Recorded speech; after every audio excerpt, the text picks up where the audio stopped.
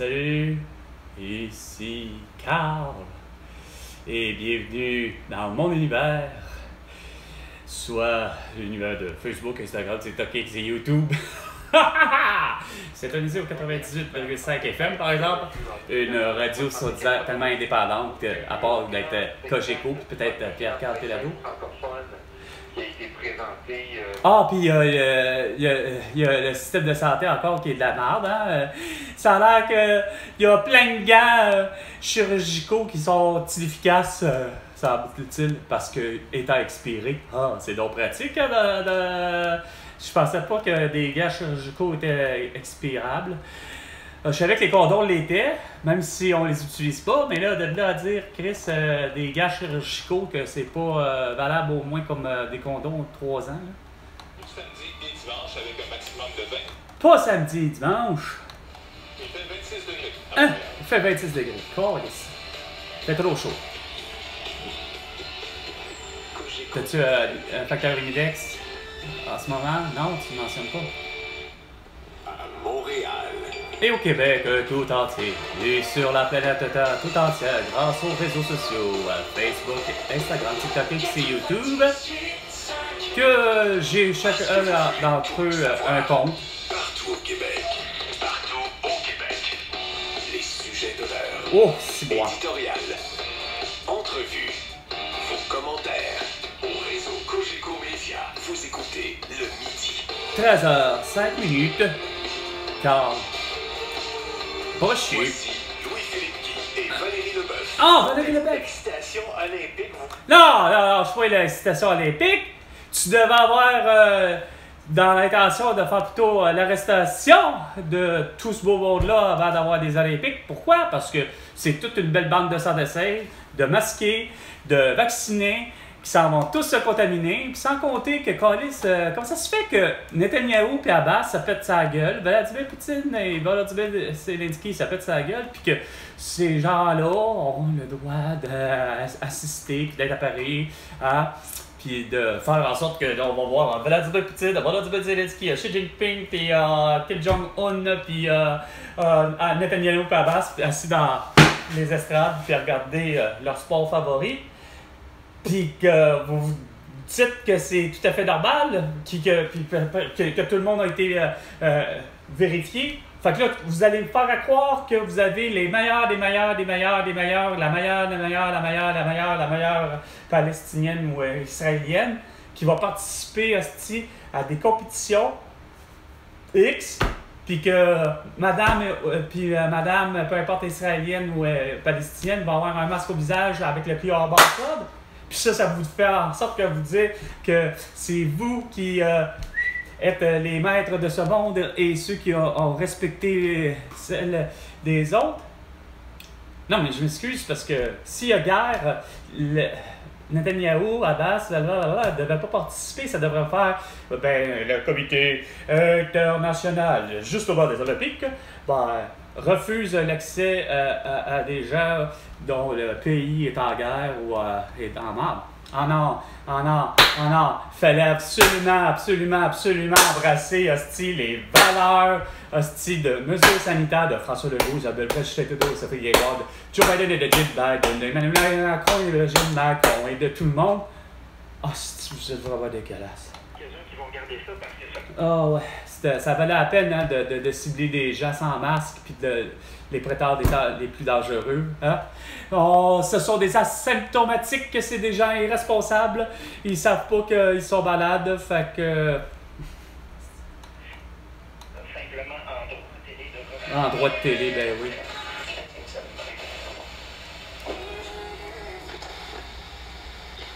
Et donc on suppose que c'était pour apporter un soin et on suppose que à partir du moment où 91, non?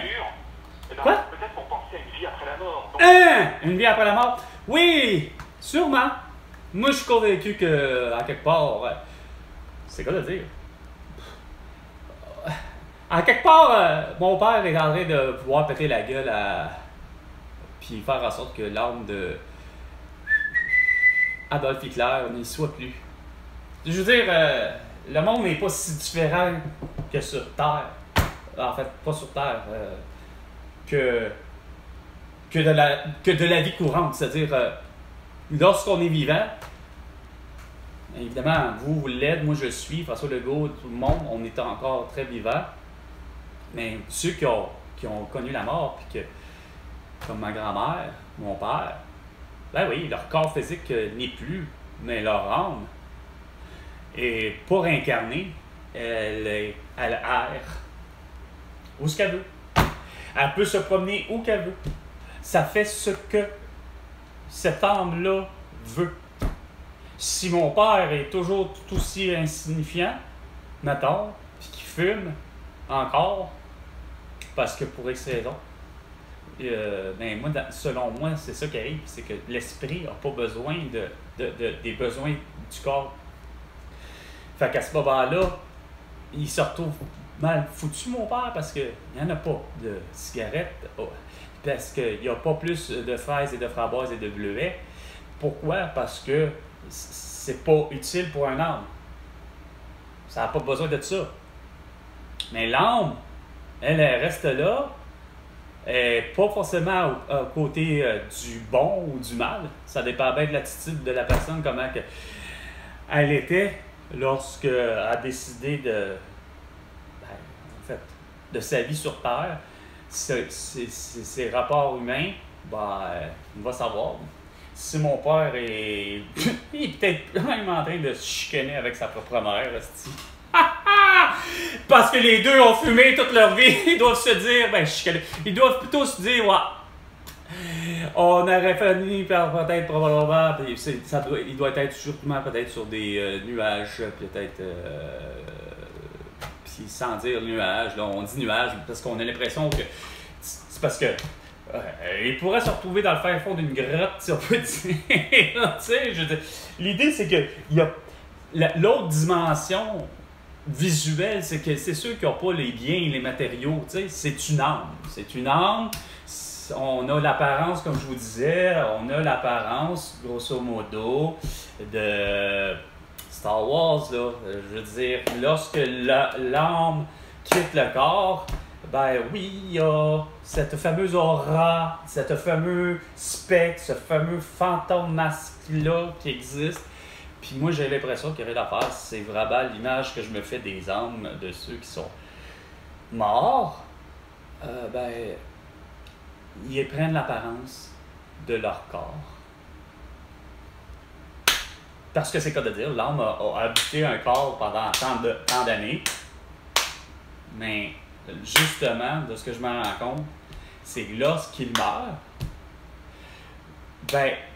pour avoir justement eu la chance de rencontrer à nouveau, même si c'est le fruit de mon imagination, ou quand même ce serait un mirage, ou peu importe, mon moment justement d'exclusivité, à être entouré de mon père, ma grand-mère, Edith et Paul, qui, à leurs 4, ont décédé à des périodes différentes de la ligne du temps de la planète Terre, etc.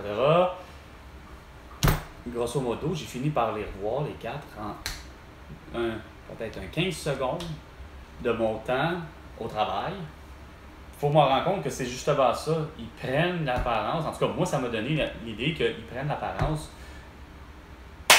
d'un jour où il meurt. Donc, mon père est mort à 53 ans, donc ce qui avait de l'air à 53 ans, bam.